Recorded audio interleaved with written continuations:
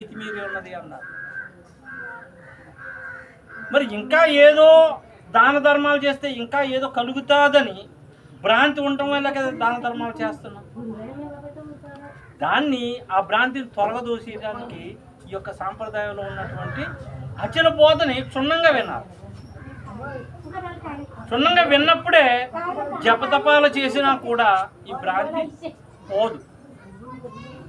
అచల వాక్యాన్ని గురుముఖత గురు బృందము ద్వారాగా విచారణ ఏదైతే అక్షరము కూడా 43 అక్షరాల్లో కూడా ద్వాదశి షోడశి పంచదశి అనే అక్షరాలన్నిటిని కూడా విచారణ చేయాలి. విచారణే ఫలమన్నారు.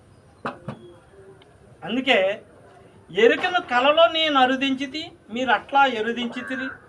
ఎరుక జన నేను మీరు ఎరుకతో జనవారము నుంచి ఎరిగేటి కొరకు గ్రంథము చేస్తే ఎరిగే ఈ వరకు గురు బోధన